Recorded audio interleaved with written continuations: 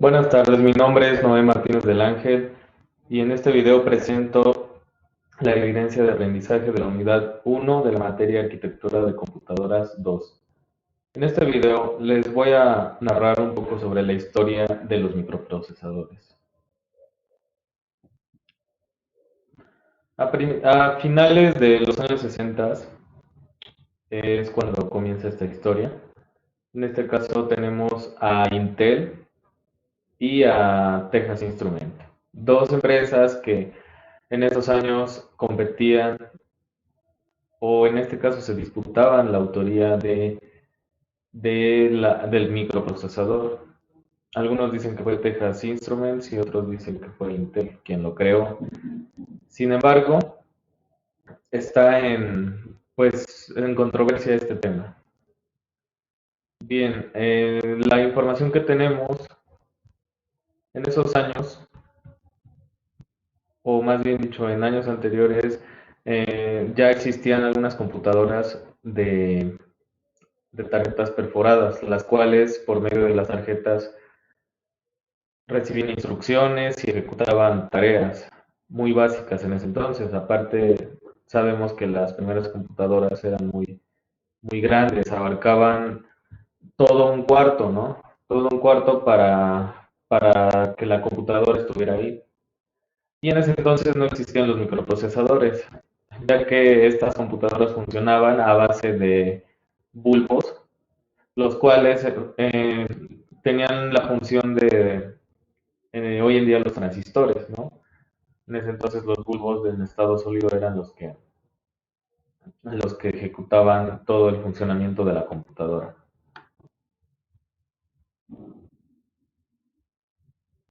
Para 1971, Intel crea el procesador 4004, un microprocesador de 4 bits creado para la calculadora de Busicom. Esta calculadora era muy básica, prácticamente solo hacía sumas, restas, multiplicaciones y divisiones. Sí, en ese entonces, pues es el auge el inicio, por así decirlo, del microprocesador. Aparte, 3 años después, Texas Instruments lanza también su familia de microprocesadores, que en este caso se utilizaron para equipos de cómputo Altair. También Intel en ese mismo año saca el 8080, el cual es un microprocesador también muy básico. Ya no digamos las tareas que realizas, no pasaba de sumas, restas, quizá algunos porcentajes. Se utilizaban más que nada en calculadoras estos microprocesadores. Ya pasó el tiempo, Motorola se quiso integrar a la carrera del desarrollo de microprocesadores y en 1975 Motorola lanza el 6800 de transistores, el cual se utilizó en computadoras modelo SWTPC y Altair 680. Más adelante Motorola se une con Apple, eso ya fue por los 80s, 90s, y trabajan de la mano para brindarle soporte a los equipos Mac de Apple. Para los años siguientes, en el 82, surge el Intel 80286, el cual ya contaba con 15 millones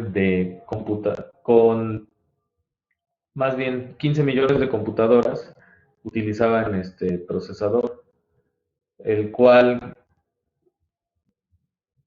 el cual obtenía las compatibilidades del software de su predecesor, el cual fue el Intel 8086. Este microprocesador ya contaba con 16 bits y direccionamiento de 1 megabyte. Aquí ya la tecnología empezaba a hacer los microprocesadores más eficientes, pero a su vez con más capacidad. Para el año 1985, VAX lanza el modelo 78032, VAX es un microprocesador fabricado por Digital Equipment Corporation, el cual se instaló en equipos Microvax 2 con capacidad de 32 bits y con un procesador de coma flotante separado, muy innovador para esa época. Pero, ¿qué creen? Ya para los noventas, AMD entra al juego y a la guerra de desarrollo. En este caso se vuelve en un rival y se convierte en un rival muy importante de Intel. Sí, lanzando su AMD AM por 86, el cual en estos años se les, se les se ganaron el apodo de clones de Intel en este caso, que era el mayor desarrollador de procesadores hasta ese momento. ¿Por qué? Porque Intel, ustedes saben, las marcas tienen a veces cierta superioridad, ¿no?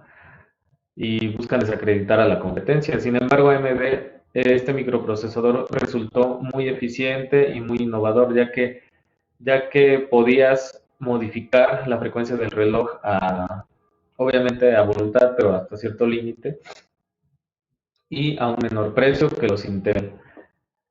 Y es bien sabido hoy en día, por ejemplo, en el mundo gamer, que los procesadores AMD pues son preferidos por este tipo de mercado, ya que son modificables o digámoslo así, tuneables. ¿Por qué? Porque los juegos requieren mucha capacidad de procesamiento, no solo del microprocesador, sino también de la GPU, en este caso la tarjeta gráfica. Pero para los años 93, IBM también entra en esta historia. Sí, ya que lanza un procesador con tecnología RISC de 32 bits, o sea, ya el doble de sus predecesores algunos de otras marcas, y con frecuencia de entre 50 y 66 MHz, lo cual ya era bastante para ese entonces. En ese entonces, como les mencionaba antes, Motorola estaba emparentado con Apple, pero para este año ya IBM se une con Apple y es quien le provee los nuevos microprocesadores para sus próximos equipos, que habrían de ser lanzados en el 99, en el 98 aproximadamente, como PowerPC, o en este caso el G3, el famoso G3 que vino a revolucionar toda la historia de la computación. Y en esos mismos años surge Intel Pentium. Sí, a pesar de que hoy en día es un procesador muy lento, en ese entonces se ganó muy buena reputación, ya que estaba compitiendo contra otros superiores, AMD por ejemplo. Sin embargo, muchas computadoras lo montaron y hasta hoy en día es una leyenda ese microprocesador. Ya de ahí surgieron el Pentium 2, el Pentium Pro, sus derivaciones. Algunos tenían mejoras y más eficiencia.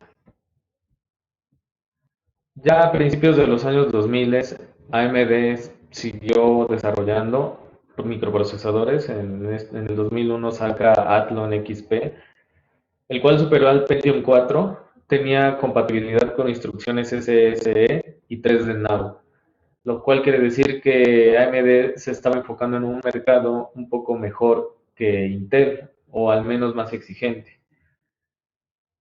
Más adelante, en el 2006, Intel lanza Core 2 Duo o Core Duo, una gama de procesadores con doble procesador, imaginen. Ya no solo era un núcleo, sino ya eran dos por dos multichip le llamaba, y manejaba instrucciones de por 86 a 64 bits.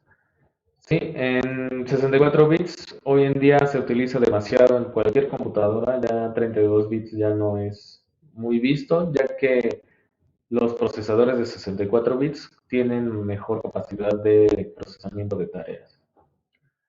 Ya en el 2008 aparece AMD Phenom e Intel Core i7. Core i7 pues lo encontramos en computadoras de alta gama ya con el procesador integrado. Sin embargo, no es tuneable como AMD, por ejemplo.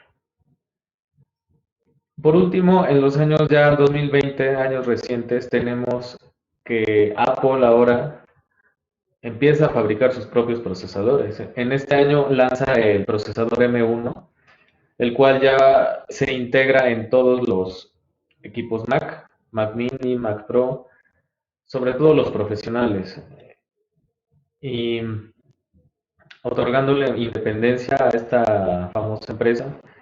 Ya no requiere proveedores, es muy buena tecnología. Sin embargo, Intel y AMD siguen actualizándose. Intel ya va en su quizás décima generación de procesadores, y AMD lanza la gama de procesadores Ryzen 3, Ryzen 5 y Ryzen 7. Me parece que ya hay Ryzen 9, pero siguen siendo unas excelentes opciones para el mundo profesional del video y de juego en línea. Y eso sería todo. Muchas gracias.